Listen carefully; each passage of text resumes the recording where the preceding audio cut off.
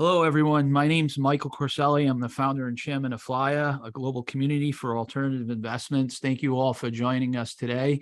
We're going to give this a couple of minutes while the actual room fills up. But as we do that, I'd like to have a few introductory remarks and thank Brian Dixon, who is the president of Off the Chain Capital, a digital asset investment manager, for joining us today and going into a very, very, relevant, important topic. Off the Chain Capital uses a value investing style. Brian has a robust background in technology, digital assets, and investments. He entered the crypto markets in 2012. He was a pioneer, an early person to the space. He's written 4 books covering Bitcoin, blockchain, and other advanced technologies.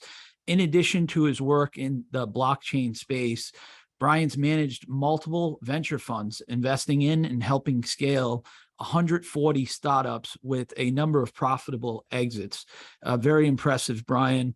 A little bit about Off the Chain Capital. It was established in 2016 as a hedge fund, with the goal to outperform Bitcoin with less volatility, a goal that the firm has successfully accomplished 5 out of 5 years since inception. Congratulations on that. The fund utilizes a Benjamin Graham, Warren Buffett style of investing in digital assets, in equity, in blockchain companies at a discount to their intrinsic value. Very, very important. If you don't know Benjamin Graham and Warren Buffett, I don't know how I can help you, but look it up on the internet. It's all about, the most successful, the most famous value investors on planet Earth. The fund that Off the Chain has built and the portfolio they currently have, it has a very low turnover. It's long only, and it doesn't use any leverage to enhance returns. With that said, I'd like to turn this over to Brian for his presentation. But before I do that, I just want to let you know that there is a Q&A function inside of the Zoom webinar, and you can put your questions in there. The presentation is going to last 30 to 40 minutes. We'll have a Q&A after his presentation. And then at 12 o'clock, we're going to do a quick demo of the FLIA marketplace for those of you that signed up for that and want to stay and learn more about that. So, Brian, thank you for coming on our show today. And thank you to all the attendees for your time and attention. Great. Thank you, Michael. I really appreciate it. And thanks everybody in the FLIA community that's joining us today. Like Michael noted, my name's Brian Dixon. I'm the president with Off the Chain Capital. And today I'm going to be covering our educational course around Bitcoin and blockchain and why it's really important as a technology and asset class and why it should be a part of everyone's diversified investment portfolio. So before I jump in, I just want to provide a quick disclosure. We are a registered investment advisor with the SEC. And so for compliance purposes, I want to make sure we get a quick disclaimer out of the way. So information that I'll be talking about today does contain forward-looking information. And these statements should not be relied on because digital assets are very volatile and do contain a high degree of risk. And we're not guaranteeing any future performance, and undue reliance should not be placed on the statements. And then although forward-looking statements contained in the presentation are based upon what we believe with the company as reasonable assumptions, there could be no assurance that these statements will be accurate in the future. And so now that that's out of the way, I'll provide a quick background on myself before we jump in. So like Michael noted, I got into Bitcoin in 2012 when I was finishing up law school. And then post-law school, I went all in on technology, cryptocurrency, and investing. I'm originally from St. Louis, Missouri. I built a company there where I raised and managed a series of private venture funds focused on technology and consumer product startups. And then I managed a energy technology venture fund for the Fortune 500 corporation Ameren, that's the energy utility provider for the state of Missouri and Illinois. And then I also, through my company, partnered with the federal government's National Geospatial Intelligence Agency and ran their venture program to help them source new technologies around satellite imagery and geospatial intelligence. So have a history in cryptocurrency and technology and on the investment side. And so what we do with Off the Chain is kind of really taking a combination of all those different skills and applying them to the market with a traditional Warren Buffett, Benjamin Graham style of deep discount value investing in blockchain assets. So the first thing I want to ask everybody today is that when we walk through this presentation, you really need to open your mind and think very differently, because how we analyze and value blockchain networks is different than how we would look at a company that has traditional revenues and EBITDA and these different types of growth metrics that we may normally use in valuing these assets. With blockchain, it's looked at very differently. And so I need you to please open your mind and we'll have to think differently as we work through the material today. So today what we're going to be covering is a background on the history of money, and then why Bitcoin as a technology is such an important innovation and why it contains such tremendous value. And then we're also going to be covering why it's so important that you should have Bitcoin within a diversified investment portfolio and the benefits that you will receive from doing so. And then there's some very important current events that are impacting Bitcoin as a technology asset class and the network in general that I want to cover. And then I'll provide some examples of how you can gain exposure and custody your Bitcoin. So first, when we look throughout history around the characteristics of money and what's been used, money has always been a scarce asset of the time. So a long time ago, we used shell stones and salt. We then transitioned to gold. And then gold bars were very heavy. And so the new innovation after gold bars that were much more divisible and portable were gold coins. And then many years ago, the Chinese invented paper money notes, and that became the cutting edge technology of the time, which is far more divisible and portable than gold coins were. Later on, we transitioned into bank accounts and credit cards and our current fiat system that we're on. It's been about a 50-year experiment since Nixon took us off the gold standard. And we believe the next evolution to money in our monetary system will be a digital monetary network that is Bitcoin. And if you look at this chart here, you can see about how many years each of these different monetary standards on our planet existed. So for shell stones and salt, it was 10,000 years. Then we had gold for another 3,500. Then we moved over to notes and bank bonds and credit. And like I noted, the last 50 years has been the fiat experiment that we're moving through right now, an experiment that is failing before our eyes. And we're seeing that because the money printing is getting out of control. And every time a new dollar is printed and pushed into circulation, what the central banks and governments are doing to us as individuals is they are stealing our time from us. And what I mean by that is we spend a lot of time and energy in our lives to produce the labor that creates that monetary value that comes back into our lives. And when new dollars are printed and it devalues the existing dollars that we hold, that just steals our time away from us. So it's very frustrating. It's an unsustainable system. And at Off the Chain, we believe that Bitcoin is the solution for this. And we will be transitioning in time to a Bitcoin monetary standard. And if we look historically too at some of the brilliant entrepreneurs that have existed in the financial technology space, we see PayPal, and here you see Elon, Luke Nosek, and Peter Thiel, who are the founders of PayPal. Now, when they created PayPal originally, they actually wanted to create Bitcoin, a Bitcoin type product. And you can see a quote here from Luke Nosek. Their goal with PayPal initially was to create a global currency that was independent of interference from the banking cartel and the governments that are devaluing our currency. The issue that these individuals could not figure out from a technology standpoint was something known as the double spend problem. Now, the double spend problem is something with software code where if you're going to create a payment mechanism, and let's say I send $100 from myself to another individual, if I'm able to copy that software code and paste that software code for a second transaction that's the same value that I sent to the first person, I would be double spending value. So I would basically be counterfeiting that digital payment. This is the technological issue that Elon and Luke Nosek and Peter Thiel could not solve for back when PayPal was created.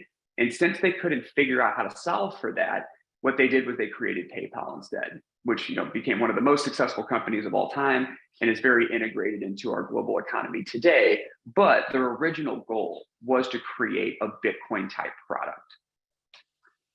Even back in 1999, Milton Friedman knew that with the emergence of the internet and the increasing adoption, at some point, there would be a mechanism that was digital and internet native means of transferring value between two parties, where you could transfer value from party A to party B without those parties knowing each other or trusting each other. It wouldn't matter. And this is exactly what Bitcoin solves for today. And Marc Andreessen, who was the founder of Netscape, he actually has noted that blockchain is the most important technology since the internet itself. And back when they were creating the initial web browsers, they didn't have blockchain technology for this transfer of value mechanism that was internet native. So what instead was created and integrated into the internet was SSL, which is credit card encryption, so we can do payments online. But if we would have had blockchain technology 20 years ago, Marc Andreessen has noted that they would have built it directly into the internet browser itself. And so when we think about the Bitcoin blockchain specifically, it's really simply four key components. It is open source internet protocol software. Now, open source internet protocol software is something that we all use every single day. In fact, we're using open source internet protocol software right now on a Zoom call for the video interaction and the voice over internet protocol. This is open source software that we're using at this very moment. That's what Bitcoin is, but it's from a monetary perspective. And it's open source, meaning that anybody can go in and look at the code and review it. And if you understand computer science, you can see that the code does exactly what it says it's going to do. And it's contributed to and evolved on over time by a community all around the world. Another thing that the Bitcoin blockchain does is it solves this very important technical challenge that the founders of PayPal could not figure out, which is the double spin problem that I noted.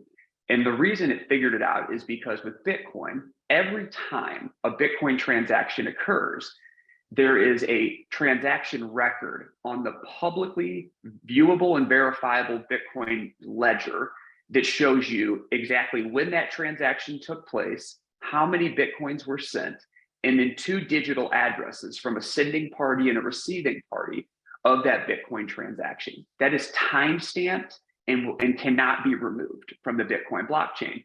And so with this invention, you were not able to then copy and paste a transaction, which solves that double spin problem because everything is timestamped on the Bitcoin blockchain. It's also a public ledger that's verifiable and viewable by anybody in the world, and it's distributed around the world every 10 minutes. And Bitcoin allows for this peer-to-peer transfer of value through the internet between two parties without them having to know or trust each other.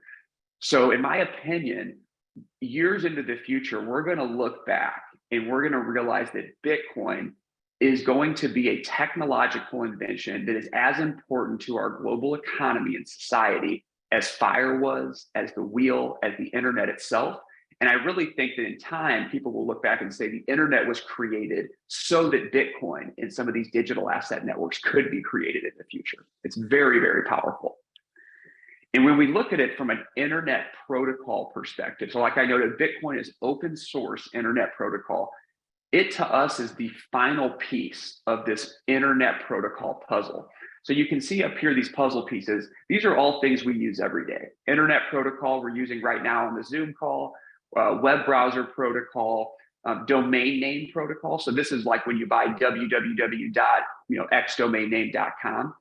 This was really interesting because when the domain name protocol came out, people began to recognize early on that it was a scarce internet native asset. And what I mean by that is there's only one Coca-Cola.com or McDonald's.com. There's not more than one of those. And so early on, when people that recognized that when there was just a couple 100 million people using the internet, that these domain names would have incredibly more value in the future when there was billions of people using the internet because they were scarce and that digital scarcity created value. And somebody that recognized this very early on was Michael Saylor, who's the CEO of MicroStrategy. He's been a big Bitcoin pioneer. in leveraging part of their corporate treasury reserves and putting Bitcoin on the balance sheet. And many years ago, when there was only a couple 100 million people using the internet, Michael recognized that domain names were scarce digital assets. So he started buying domain names that he thought in the future would be in high demand, things like hope.com, voice.com, things of that nature. He actually purchased voice.com 20 plus years ago for around $20 to $25 and sold it in 2021 for $30 million because it was a high demand name in terms of domain names. And that's what Bitcoin is as well. If we think about Bitcoin today, it's a scarce digital asset. There will only be 21 million Bitcoin that will ever be created. That is hard coded and engineered in the Bitcoin system, in the software code. And today, there's a couple 100 million people that are using Bitcoin. But when there's billions of people around the world using Bitcoin, what we know is that Bitcoin will be far more valuable in the future than it is today as the network effects continue to expand. And what we really think is important around this trend and this mega trend of cryptocurrency and blockchain is where the value is actually accumulated.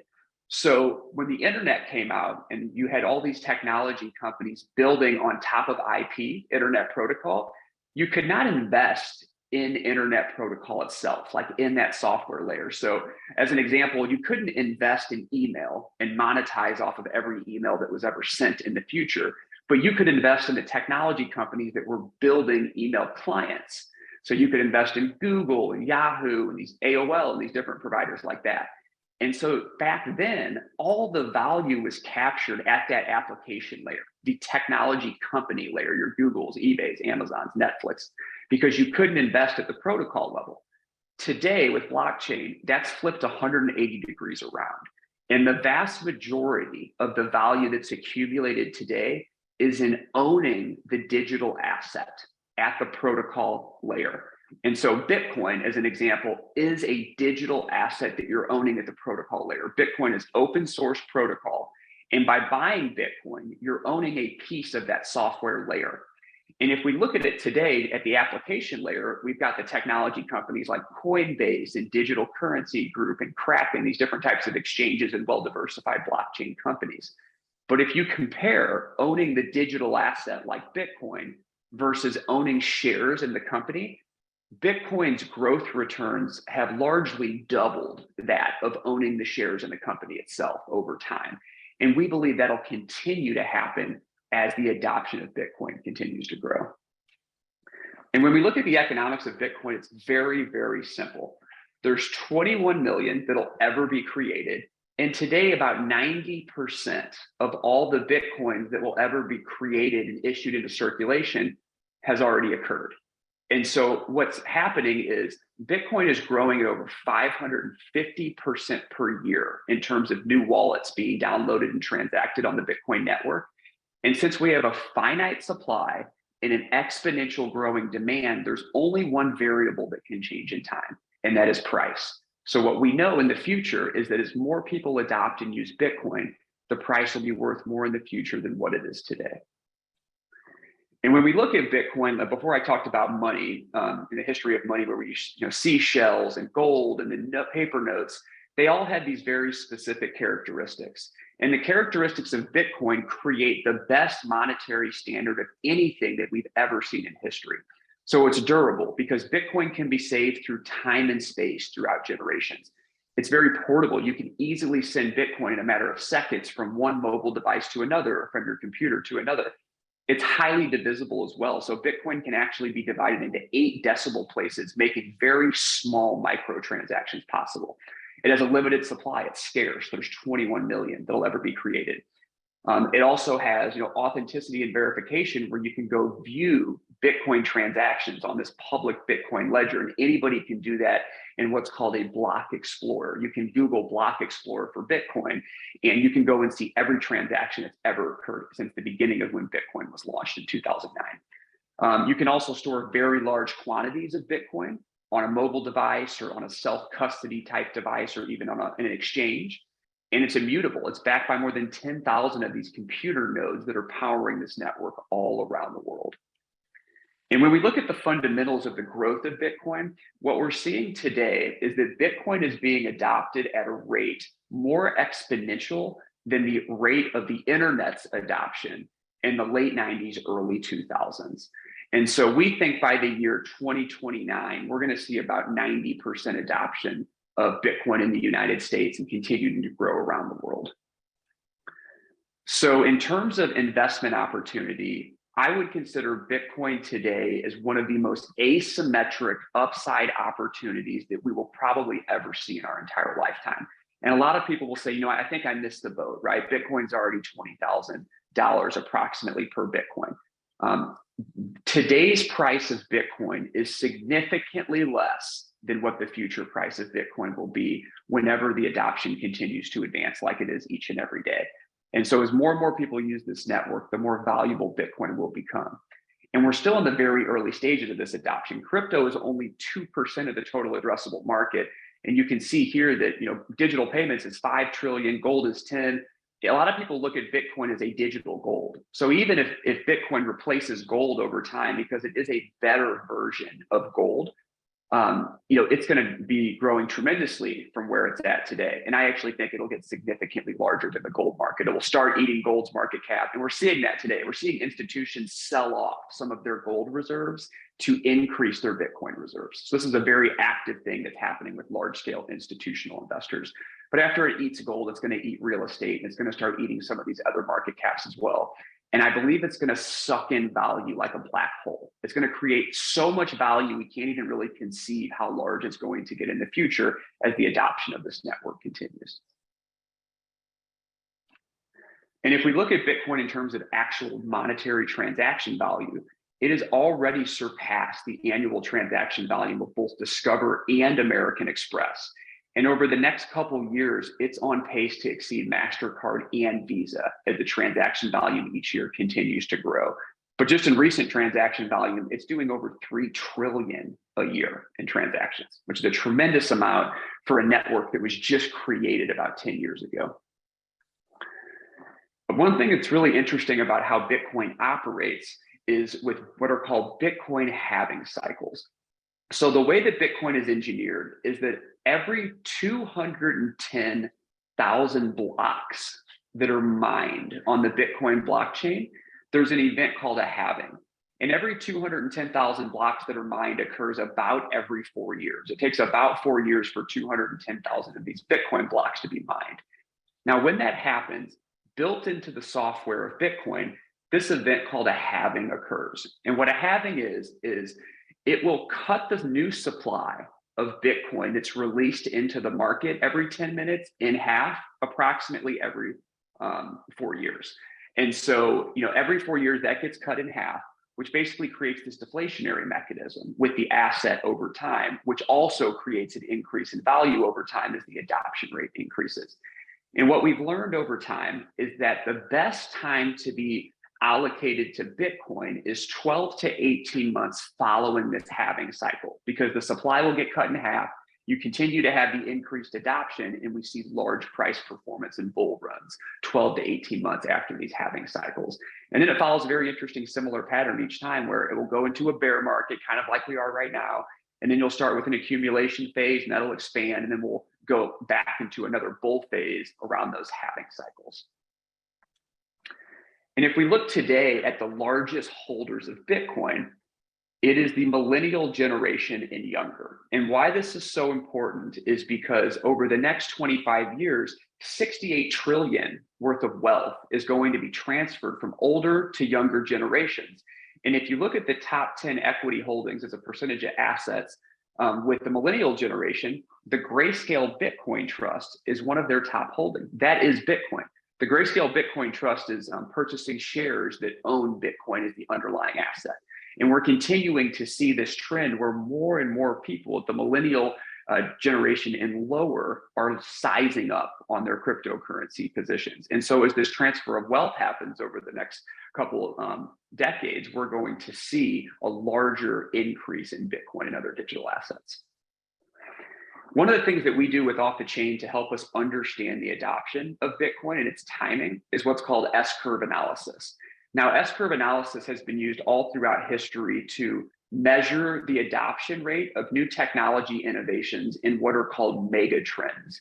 And what it shows us is that it takes about the same amount of time for a new technology that gets adopted to go from 0 to 10% adoption that it takes to go from 10 to 90% adoption. And historically, what we've seen is usually the first 10% adoption happens in the first 10 years since the technology launches. In the second 10 years, it grows from 10% adoption to 90% adoption. And this is exactly what we're seeing with Bitcoin today. It was launched into the public in 2009. By 2019, 10% of US households own Bitcoin. Today, with a recent survey that came out just a couple months ago, 56% of US households now own Bitcoin. And we believe by 2029 that 90% of US households will own Bitcoin. Now, this same adoption curve can be used for things like the printing press, fax machine, the internet, smartphones. And now we're seeing it happen at a more accelerated rate with Bitcoin. And Bitcoin, blockchain, and cryptocurrency is the new mega trend. It is unstoppable. You cannot put the genie back in the bottle at this point, and it's going to continue to accelerate over the next 5 to 10 years. And when we see the institutions in the space, it further validates this line of thought. So you can see institutions here. These are companies that have either put Bitcoin on their balance sheet, they've launched a managed investment product in Bitcoin, they're either mining digital assets or they offer some type of Bitcoin trading. And these are businesses that are brand names in the financial services space and technology space. And they are really pioneering Bitcoin access and Bitcoin treasury reserve strategies and things of that nature. So when you see these institutions start loading up on Bitcoin, you know that we're going to continue to see a lot of capital inflows in the space over the next 5 to 10 years. So this is an interesting thing that came out in January of 2018 from the Federal Reserve Bank of St. Louis. And they noted in their white paper around Bitcoin is that it will emerge as its own asset class and thus have the potential to develop into an interesting investment and diversification instrument. Now, we see this today because if you look at adding Bitcoin to your portfolio, it has some very unique mechanisms that create some outsized performance while lowering your overall volatility. And we see this today. If you look at the typical stock and bond portfolio with 60% stocks and 40% bonds, you're seeing a Sharpe ratio, your risk-adjusted returns at just under 47% with a 21.6 maximum drawdown. Now, if you take just a conservative amount of that portfolio and you add it to Bitcoin, so you remove 2% from stocks and reallocate that 2% into Bitcoin, look what it does. It increases your risk-adjusted returns and lowers your maximum drawdown. So it's actually enhancing your portfolio performance. And you can see under the moderate and Bitcoin plus Crypto 10. Crypto 10 is the cryptocurrencies with the 10 largest market caps. There, each time you begin to add a little more crypto as part of a diversified portfolio, it's enhancing your risk-adjusted returns and it's lowering the overall volatility of the portfolio. So there's a couple ways that we use in terms of models to help us understand and value Bitcoin. The first one is we basically map out Bitcoin on a logarithmic scale with its historical price and then run a trend line through it for trend line analysis. Now, this particular model is 91% correlated to the historical price of Bitcoin. And what it shows us is that today, Bitcoin should be valued at just under $90,000 per Bitcoin. And it's not. Bitcoin's trading around $23,000 today. So according to this model, it shows us that Bitcoin is severely undervalued today. Another model that we use it off the chain is called Metcalf's law. Now, this is a model that can be used to value a network like Netflix or Instagram or Facebook, any type of network effects business model. And what it does is you take the number of users that are in the network and you square them, and then you multiply it by the transactional value that's flowing through that network. And this particular model shows us that Bitcoin should be around $38,000 today, but it's trading around $23,000. So this model is another one that shows us that Bitcoin is largely undervalued today. And in 2017, you can see when the gray line and the gold line started to deviate from each other. Now, the reason this occurred, the reason that the fair market value of Bitcoin's price and its actual price deviated was for a couple reasons. One, the government allowed the opportunity for people to begin to short Bitcoin. There were shorting products that were enabled on the market. So that was creating a deviation in fair market value and actual price.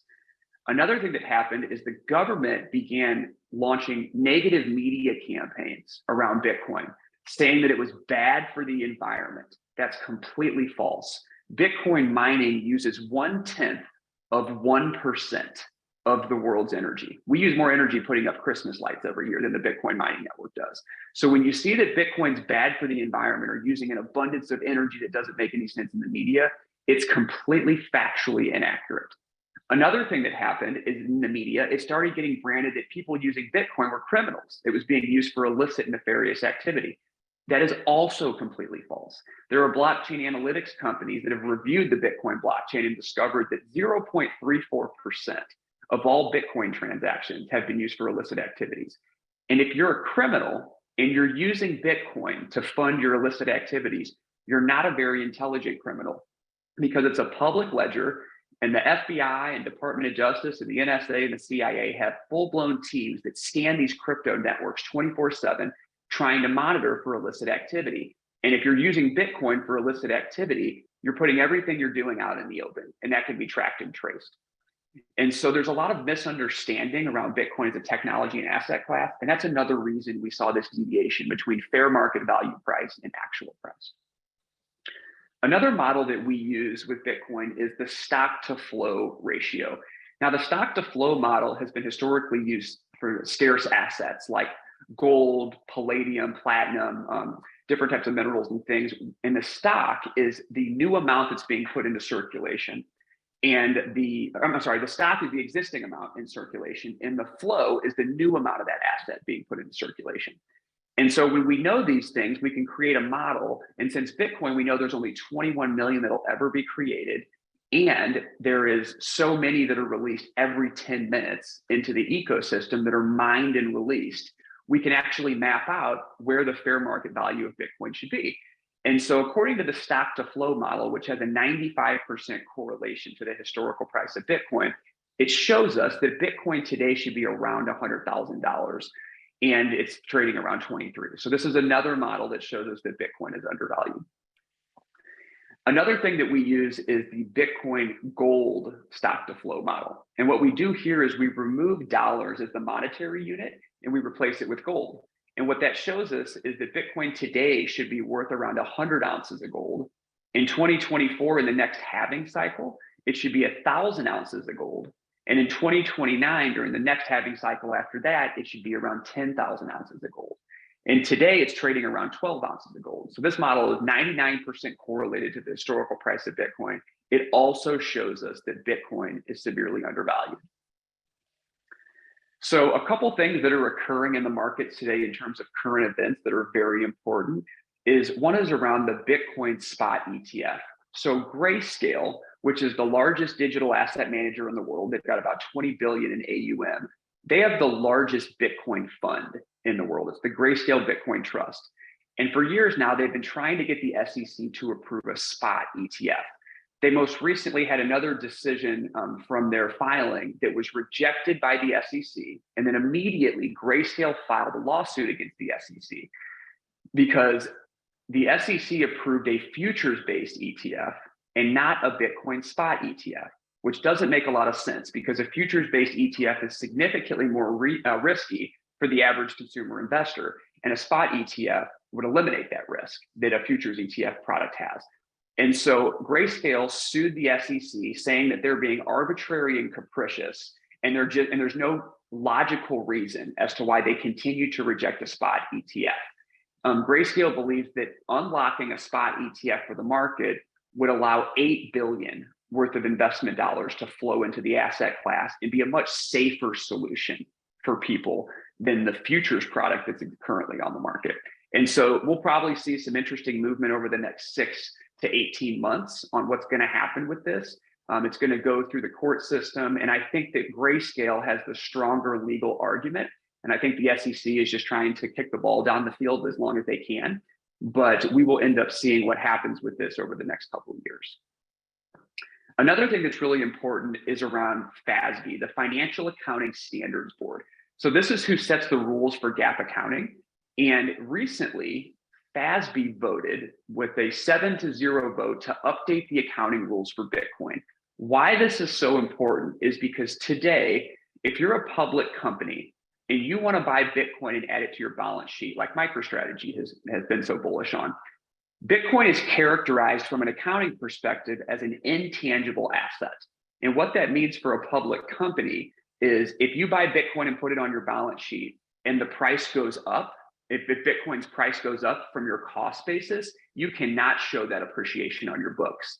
But if the price goes down, you have to mark the downtrend against your earnings, the depreciation. So it doesn't make a lot of sense for a lot of public companies to buy Bitcoin yet and put it on their balance sheet because this rule is prohibitive. But recently, the Financial Accounting Standards Board agreed to update the accounting rules for Bitcoin. We expect this to happen somewhere probably between the next 6 to 24 months. And when the new rule gets revised, our anticipation is that it will be something more to the tune of an investment asset. So if somebody buys Bitcoin and puts it on their balance sheet as a public corporation and Bitcoin goes up, they will get to mark it up just like they have to mark it down. And so that's something I think will be a very interesting whenever that rule gets changed. And from our conversations in the space, there is probably somewhere between $700 billion up to $1 trillion of new cash that'll flow into Bitcoin in short order from public corporations that already have the institutional infrastructure set up to buy Bitcoin. They're just waiting for this rule change. So when that occurs, we're going to see a lot of price movement, most likely, when this rule gets changed and we see more public companies adding Bitcoin as part of their treasury reserve strategy. One thing that's important about crypto as well is it's an extremely volatile asset class. And this is normal in a new technology emergence like that's happening with Bitcoin. And you can see, and we've seen this in recent months, that Bitcoin and other digital assets can drop 20 or 40% or even more in a month's time. And what you really have to do is focus on long-term appreciation over the short-term price swings. When you look into investing into Bitcoin, you should not have a short-term mindset. You should never try to trade around Bitcoin. It's incredibly difficult. And I'll give you an example. Between the years 2013 to 2020, all of Bitcoin's performance each year happened in 10 days or less. And in 2021, Bitcoin was up just under 60%. And that 60% performance happened in 4 days. And if you missed exposure on those 4 days, you had a negative 1.8% return. And so what basically, another way to say that is that 97% of the time, Bitcoin is flat or down. And 3% of the time drives all of Bitcoin's performance.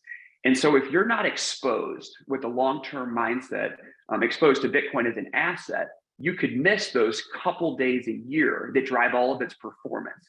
And so that's why we never recommend that you try to trade around Bitcoin. And if you invest in this asset class, you have to have a long-term mindset, because even with these crazy up and down swings and the volatility, Bitcoin's grown at over 150 to 200% per year over the last decade. And so it's been the best performing asset 10 of the last 13 years.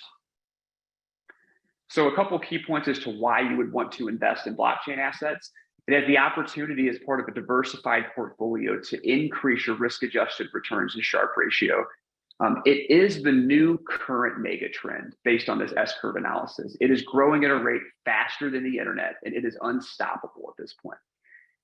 It's also going to look at increasing portfolio performance. So we walked through those charts earlier that showed that it enhanced your risk-adjusted returns and lowered the overall volatility by adding a small amount of Bitcoin to your portfolio. And it's still very misunderstood today. And when things are misunderstood like this, that have such a high adoption rate over time, it's a great opportunity to get allocated, because as more people understand it and begin to use it and transact with it around the world, the value of that network gets stronger and the value of Bitcoin gets better. And it's also a protection against economic uncertainty. All around the world right now, we have our central banks, they're printing money like it's going out of style. They're devaluing our currency. It's creating huge turmoil on a macroeconomic scale. And we need a solution. The fiat system is not a long-term solution. It's failing before our eyes right now. It's creating huge ripple effects, and we need a new monetary standard. And that is what Bitcoin provides. And if you want to get exposure to Bitcoin, there's a couple key places that you can go. So Coinbase, that's the largest crypto exchange in the United States. If you're going to look at that, I would explore their vault option, which basically takes your Bitcoin and stores it in what's called cold storage, which is offline. So it's not actually in your Coinbase digital wallet. They take it offline. And if you ever want to get it back online, it takes a couple days to do so. But that's like one of the safest ways to store your Bitcoin, is disconnected from the internet. River Financial, this is a Bitcoin only brokerage. So if you want somebody else to take care of the hassle of buying your Bitcoin for you, you can set up an account with River. They've got a great private client division. They will help you set up your portal. You would wire them funds and they would buy the Bitcoin for you and hold it in an account that you then control. You can also buy cryptocurrency through Robinhood, the app, Grayscale, which is the largest digital asset manager in the world. They've got the Grayscale Bitcoin Trust. It's trading today at a significant discount. So you're basically getting a discount on Bitcoin spot price. And we believe that when the Grayscale ETF is hopefully eventually approved, that discount will likely go away and it will go back to the net asset value. Another place to look is PayPal. They've got a 20,000 per week cap, but PayPal is another way to do it. And if you want to do cryptocurrency investing and tracking of your assets, it's very important that you consider the taxes for that as well, because cryptocurrency today is looked at as digital property, and it creates a capital gain, short or long-term gain whenever you sell the asset. And so Coin Tracker is a great solution where you can plug that in directly to your cryptocurrency wallet, and it will track all your transactions, your buys, your sales. It'll generate your tax forms for you at the end of the year that you can provide to your CPA to make sure you're covering all your tax bases there. But make sure you pay very close attention to that, because anytime a crypto asset is bought or sold, it can trigger a tax implication. And the two most common ways to custody crypto assets is what's called a hot wallet or cold storage. So a hot wallet would basically be like if you set up a Coinbase account and you've got Bitcoin inside the online Coinbase wallet. That would be a hot wallet. You can trade it instantly. You can sell it back to cash if you choose to, but it's live online. Cold storage is a really unique aspect to cryptocurrency that doesn't exist with other assets. And what it is there's devices like this Ledger. Ledger is one of the more prominent cold storage brands in the space. And what you can do is you can send your Bitcoin or other digital assets from your hot wallet to your cold storage device. And then this gets disconnected from your computer and is stored offline. You can put it in a safe somewhere or somewhere that's in safekeeping. And then if you ever want to get your Bitcoin back online, you would then send it from the cold storage device back to your hot wallet. And so this is a way where, you could have $1 billion worth of Bitcoin in your pocket on this cold storage device, and you could take it with you anywhere you want it in the world. And so it's a really unique aspect to cryptocurrency. So that is the class for today. I really appreciate everyone's attention, and I'm happy to answer any questions that we have. All right. So, Brian, there are a bunch of questions that came in. You can access them through the Q&A box on the Zoom toolbar, but if you like, I can start reading them off to you. Sure, that sounds good. All right. So Keith is asking, how is Bitcoin programmable? What smart contracts can be executed on the Bitcoin blockchain? Yeah, of course. So Bitcoin itself is programming money. So basically it's programmable in the fact that it's open source cryptography software that is programming a monetary standard.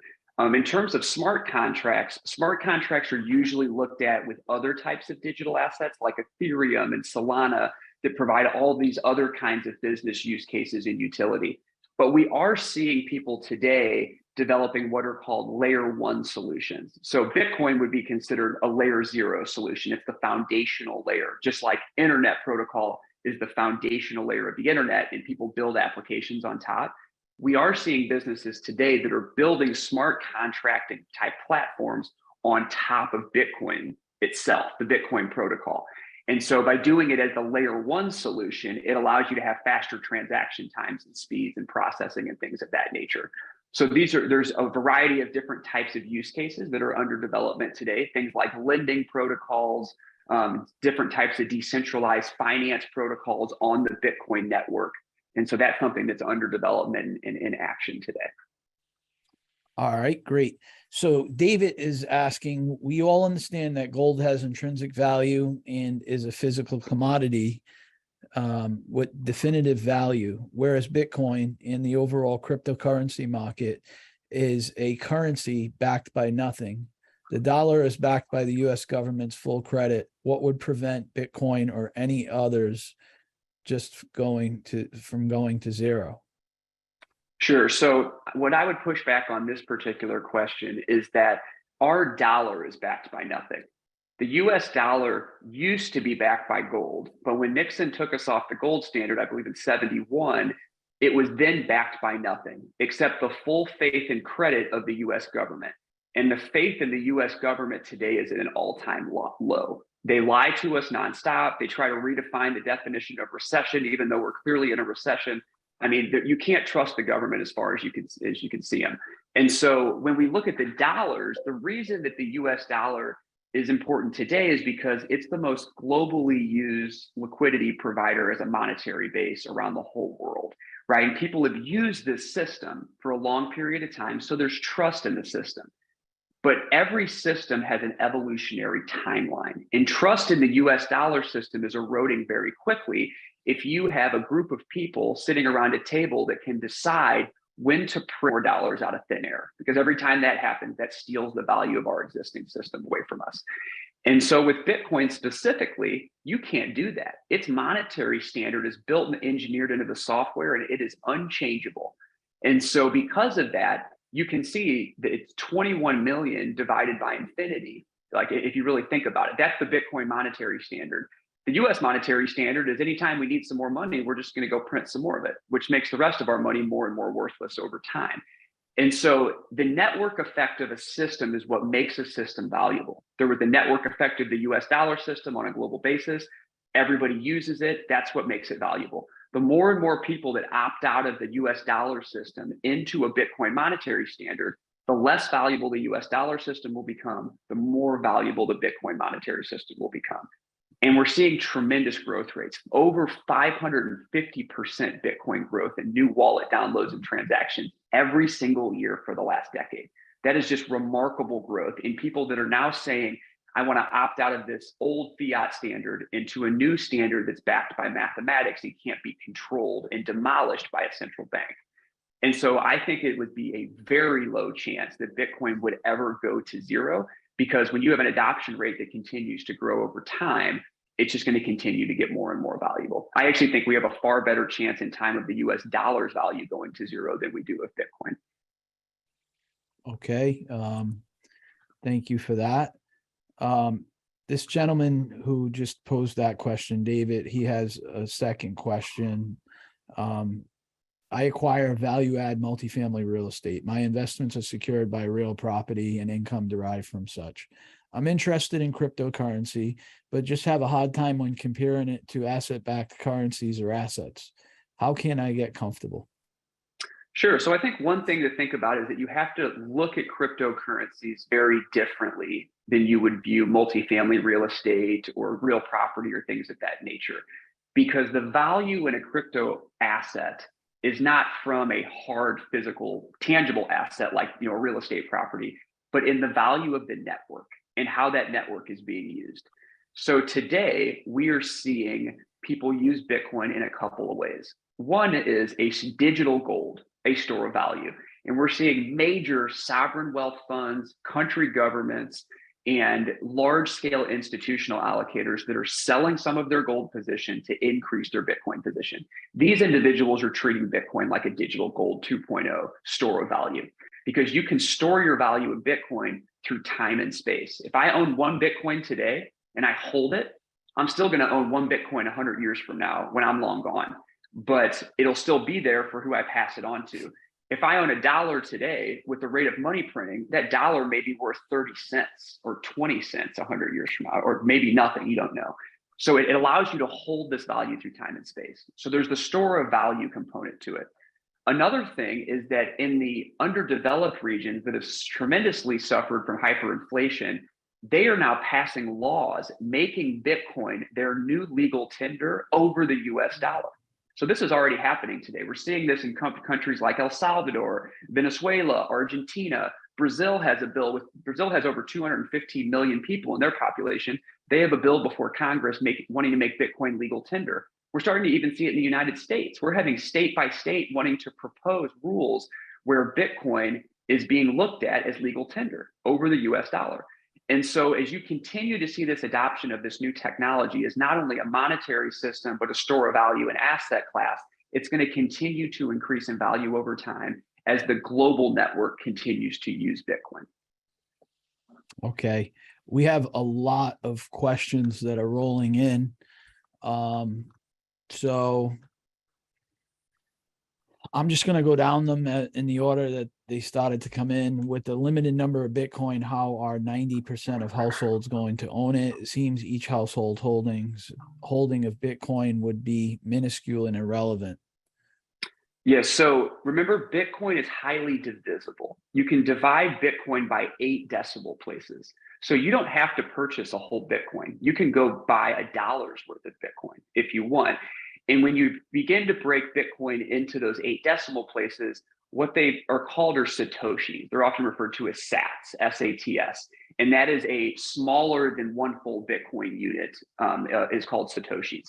And so when you can have that much divisibility, it really increases the amount of people that can own it, because you can own smaller than one whole Bitcoin. You don't need to have it. But another thing to consider is, oh, if I only own a small fraction of Bitcoin, it's not going to be worth anything. Well, see, that's not also true, because Bitcoin in the future is going to be worth significantly more than what it is today. And our models that we use show that Bitcoin in the next halving cycle in 2024 will be worth somewhere between 1 to 2 million per Bitcoin. And then in 2029, when the next halving cycle occurs, the price of Bitcoin will increase to somewhere between 10 to 18 million dollars per Bitcoin. And so, these are models that we use that are guideposts. But when these halving cycles occur, historically, we've seen Bitcoin have huge bull performance drivers. So when I first got into the Bitcoin space, Bitcoin was $11 a Bitcoin. And then we went through a halving cycle and it shot up to $1,400, and then it dropped back down to around $200. Then we had another halving cycle and Bitcoin went from a couple hundred up to thousands and thousands of dollars. And then into 2017, it went up to $20,000, and then it dropped back down to $3,000. And then last year it went up to $67,000, and now it dropped back down to about $20,000. So what we're seeing is that each of these halving cycles, the lows are getting just as high as the former previous halving cycle's all-time high. And so as the adoption continues to grow, the value of that will grow over time. So even if you own less than a Bitcoin, you're still going to have a lot of value that's going to accumulate over time. So, Brian, the next question comes from Mark regarding your slide of institutional adoption. Hasn't Facebook completely abandoned Libra? Yeah, Facebook did recently announce that they have abandoned Libra. That was their original cryptocurrency that they tried to launch. One of our partners at Off the Chain was the inventor of Facebook Libra's cryptocurrency. And what happened was when they started to push that into the market, you had all these regulators that started coming after them and putting a lot of heat, because Facebook is a centralized organization, whereas Bitcoin is completely decentralized. There's no CEO, there's no board of directors you can go after. It's just an open source piece of software that exists on the internet that anybody can opt into if they choose to. You can't shut it down without shutting down the energy grid or the telecommunications networks, which we know will never happen. And so specific to Libra, Facebook was trying to launch a cryptocurrency where they could control a monetary system. And the regulators came in, the banks around the world were like, no, we're not going to allow this to happen. You already are controlling all this information, and there's all these privacy concerns. And so Facebook ended up discontinuing Libra. That's correct. So the next question is, and I can't think of anybody better than Off the Chain Capital to be on today and answer this question, or somebody to trust to manage my exposure to Bitcoin, because you guys have done better than Bitcoin itself. How long will the crypto winter last? So if you look at historical halving cycles that we walk through, the crypto winter usually happens in the time after that 12 to 18 months of a halving cycle. And that's the exact time that we're in right now. So if I were to project how much longer it's going to last, it's very challenging, because now that there's so much more institutional adoption and just global retail adoption with Bitcoin, At some point, we believe this halving cycle that I walked you through, where you have a big bull run and then you see depreciation and the reaccumulation phase and then another big bull run, at some point that's going to stop. It's not going to do that same pattern. What we're seeing right now, though, is a similar pattern to what's happened in the past. And so I would say that we would likely start seeing some price appreciation coming somewhere between 3 to 6 months before the next Bitcoin halving in the spring of 2024. So I would say projected probably in the fall of 2023, we're going to start seeing some interesting things occur again. And so from now up to that point, we may see Bitcoin be relatively stable. It could bounce around between, $20,000 to $40,000, I think, over the next year and a half. But then once we enter the early part of the fall in 2023, I would anticipate that we'll start to see some interesting movement and a lot more attention back on Bitcoin again, because we're getting closer to that next halving cycle. All right. So Brian, because we have so many people on today and there's so many questions left here, I'm gonna give up some of my time for our Flyer Marketplace presentation. I also want to just quickly show everyone where to find off the chain capital on the Flyer Marketplace. Okay. And you can basically go to flyer.org, click on the marketplace. You have to sign in, and you just basically learn more, and it will take you to the off the chain capital marketplace listing, where you can look at all the information for the firm, some of their previous presentations, some details on their fund, the bios, some additional content that they have available. So I encourage you to do some due diligence and think about investing in this best of breed operator in this space. So with that said, let me get back into questions. This is from an investment professional. How could the press / government be so wrong about the electric consumption needed to run the crypto network? Seems to me that this is critical because electric consumption can't go exponential like Bitcoin demand. You pose it. But if electricity need is minor relative to value of Bitcoin, then maybe it isn't an impediment as you argue. Yeah, so the reason that the press and government are wrong is intentional. So the government and the central banks know that Bitcoin is unstoppable, and they're doing everything they can to slow it down. But it's far beyond that. It also goes into the whole ESG related concerns. And you have people out there that are trying to control every area of our lives with carbon emissions and the whole ESG argument. We're even seeing credit cards in other countries being proposed now where it'll show you your CO2 emissions for every credit card transaction that you process each month. And if you go over what the credit card recommends as the amount of CO2 you should be emitting from your purchases, it'll cut off your bank account and won't allow you to charge anything. This is the future that we're headed towards. And people are getting so insane about the ESG stuff that's going on and the climate narrative that they will do anything they can to slow down Bitcoin. And so if they see that Bitcoin is using electrical energy to create Bitcoin, there will be a narrative created around that and funneled through the media aggressively, which we've seen over the last 3 to 5 years in the space to try to slow down its adoption. Now, I want to put a very key point out there as to why Bitcoin was not shut down. People always say, why wouldn't the government or central banks just shut down Bitcoin? One of the reasons is that they can't, because it's open source software. Anybody can access it and use it. It's not running through a bank. It's not running through some type of central clearing party. And so because of that, anybody around the world can use the Bitcoin network. But there's another reason. Back in 2013, when Bitcoin had one of its first large bull runs, it went from a couple $100 up to about $1,300, $1,400. The government started keeping a very close eye on it. And they actually had congressional hearings. And within the congressional hearings around Bitcoin, one of the conversations was, should the government ban Bitcoin?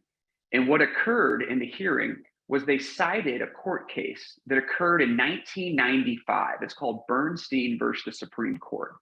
In this court case, there was a group of individuals that were working in the military that developed open source cryptography software, and they wanted to export that software to launch their own business. The Department of Justice stepped in, the military, and tried to block them and say, no, the government owns this, you can't use this. And went all the way to the Supreme Court. And what the Supreme Court decided is that open source cryptography software is considered language, and it's protected as speech under the First Amendment of the Constitution. And Bitcoin is open source cryptography software. It's exactly what it is. So it's protected as speech under the First Amendment of the Constitution. So that's another thing that came up in these congressional hearings in 2013 as to why they didn't shut it down. But they also realized that they couldn't, because the only way you can actually shut down Bitcoin is by cutting off the energy grid or knocking out the telecommunications networks. Otherwise, you can just go online and you can access the Bitcoin network from anywhere. And so one of the reasons why we're seeing such terrible coverage in the media around the energy consumption of Bitcoin is a concerted effort to slow down the adoption of Bitcoin by some very key groups that have a lot of control over the media. They're funding the media. And we got to always remember too, the media industry is paid off of sponsorships. They're paid off of driving eyeballs and clicks with sensationalist links to get people to go read articles. And the more eyeballs they can get to their articles or to their broadcasts, and the more that they can then advertise that to the sponsors that pay their business model. And you see this, all throughout time. Whenever there's a lot of health things going on, you see an increase in pharmaceutical ads on TV, which are the sponsors paying the media outlets. Now that we have the whole climate change arguments going and being funneled aggressively through the media, you have all these groups that stand to benefit from the ESG arguments and the climate change related stuff. And so these are situations that are occurring. They're very coordinated efforts to try to slow down the adoption of Bitcoin. All right. So this gentleman here is saying you're a much better presenter than Mark Yusko. So I guess that is a compliment. Thank you very much. I appreciate it. I love Mark too. Mark's great. All right. So interesting presentation. Thank you. I've learned a lot. Please explain how you can compare your valuation approach is the same as a traditional Graham-Dodd intrinsic value approach that is based on pure cash flow. I think it's misleading. Yeah, so if we're looking at Bitcoin specifically, the way that we do it is we're just trying to find we're trying to figure out what is Bitcoin's fair market value, and is it trading in the market today at less than that, at what we would consider a discount to the fair market value. And with what we do off the chain specifically, we don't buy Bitcoin direct ever with our fund. So what we're trying to do with our strategy, we have two core goals that we've achieved over the last 5 years. We want to outperform Bitcoin, and we want to do it with less volatility. So the way that we take the traditional Warren Buffett Graham-Dodd discount approach is we're looking for ways to buy $1 worth of blockchain assets for 50 cents. And the way that we do that is we find ways to buy Bitcoin at a discount from where it's trading in the spot market. One of the ways we've accomplished that is we're one of the world's largest purchasers of what are called Mt. Gox bankruptcy claims. Now, these bankruptcy claims are from an exchange called Mt. Gox that went under in 2014 when 850,000 Bitcoin were stolen off the exchange. So the company was able to actually recover 141,000 of those stolen Bitcoin, and they went through a bankruptcy proceeding. And so we developed a relationship with the trustee of the bankruptcy estate, and we started identifying the claim holders that were holding these bankruptcy claims where Bitcoin was the underlying asset that they were due back from the recovered Bitcoin from that hack when the Bitcoin were stolen. So we would go around the world and we buy these bankruptcy claims from the claim holders, but we offer them a significant discount to the fair market value of the Bitcoin inside the claim. That allows us to buy Bitcoin at a discount. And when we buy Bitcoin at a discount, then we outperform Bitcoin when Bitcoin performs. So that's one of the ways we do it. Another thing is about half of our portfolio is in private equity, in very premier blue chip blockchain companies that do have all the traditional valuation metrics that you can look at with the Warren Buffett Graham-Dodd style. So for example, one of our largest holdings is Kraken, which is the second largest crypto exchange in the United States. And we started buying Kraken a little over 18 months ago when we knew the company was valued around 10 billion. And we were finding sellers that were forced or motivated sellers of their private equity stock selling to off the chain at a $1 billion valuation. And we knew at the time the company was valued in and around 10 billion. So those are traditional Warren Buffett metrics of, figuring out what the intrinsic fair market value is of the private business, and then finding forced or motivated sellers that are willing to sell off the chain their shares at a significant discount from where we believe the business is fairly valued. Awesome, Brian. Thank you for that. This next question comes from Randall. You've made a good case for the supply-demand relationship in Bitcoin and represent shrinking supply and growing demand as the contributing factor to rising price. However, where are there large concentrations of Bitcoin supply that could be released by a current owner? So the United States government owns billions and billions of dollars worth of Bitcoin that they've accumulated through government seizures of different things. So they're a large holder. I believe there's a lot of other governments around the world as well that own Bitcoin, but they own it through accounts that they don't identify as the government, and sovereign wealth funds, large-scale institutional investors as well. One of the largest holders of Bitcoin is the inventor of Bitcoin, and we don't know who that is exactly. It could be a person, it could be a group of people. They go by the anonymous pseudonym of Satoshi Nakamoto. But the Bitcoin in that wallet has never been moved. It stayed in the same wallet originally, so people don't really know what the plan is with that. But what we believe is that as Bitcoin each year becomes more of this global monetary standard, as adoption increases and its utility increases, that you're not going to have people, these large holders, that are going to sell for cash. Tim Draper, the famous venture capitalist investor, said a really interesting thing at the recent Bitcoin conference. And he said, why would somebody want to trade Bitcoin for cash? That would be like trading my Tesla for a horse and buggy, right? Like it'd be going back in time. And as cash continues to get devalued and Bitcoin can't be devalued, I think we're going to see more and more people opt into this Bitcoin standard. All right. There is a couple of more minutes here because there's some people asking when our presentation is going to happen. You got some compliments. Tremendous presentation. Another person wants to know if they'll be able to receive a copy of the presentation. I'm going to throw a couple of questions in for Ethereum that are coming at the multiple people. What are your thoughts on Bitcoin? Has Ethereum taken the wind out of Bitcoin sales or not? Yeah, so I would not say that, because Ethereum is a completely different use case. So you cannot compare Bitcoin and Ethereum as competitors, because they're not competitors at all.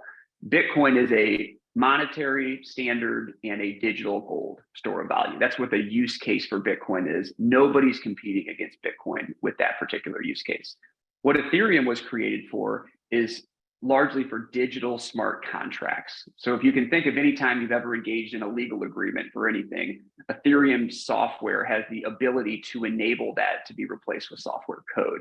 And so you have all these interesting use cases around decentralized finance and non-fungible tokens, or NFTs, which is digital authenticity of ownership of a digital good. So Ethereum has a variety of use cases, but it doesn't compete with Bitcoin at all, because they're used for two completely different things. In terms of what's going on with Ethereum currently is what's called on a proof of work blockchain. And that's the same as what Bitcoin is. With proof of work blockchains, you have to dedicate computing power in a process called mining to solve these algorithmic math problems. And once the problem is solved, the winner of that gets rewarded in the digital asset. So Bitcoin, that's called proof of work. The other kinds of blockchains that exist are called proof of stake. And with proof of stake, you're not dedicating this computing power in the same fashion where you have to mine the asset to release it into circulation. With proof of stake, all the asset is pre-mined in a sense, and then released into the ecosystem, usually on some type of timeline. And so Ethereum right now is in the process of building out a transition from the proof of work blockchain to a proof of stake blockchain. Now, they've been doing this for several years, and at some point they're going to try to merge and leave the proof of work blockchain and operate solely on the proof of stake blockchain. They haven't been able to accomplish this yet. There's some people in the crypto space that believe that it is impossible and it can't actually be done. There's other people that believe it can be done and it will happen, but it's just taking them a long time. So we don't know what's going to end up happening. But one thing we do know is that Ethereum has a lot of competitors today. Ethereum was the second digital asset that was ever created. It has a huge first mover advantage, and most of the value accretion in the smart contracting place has occurred on Ethereum. But now you've got Polkadot and Solana and all these other types of competing smart contracting platforms that are stealing market share away from Ethereum. And so, I don't know exactly what's going to happen with Ethereum. We have to wait to see if this merge from proof of work to proof of stake ends up working. And if it does, there could be some interesting things that would occur, but that still remains to be seen.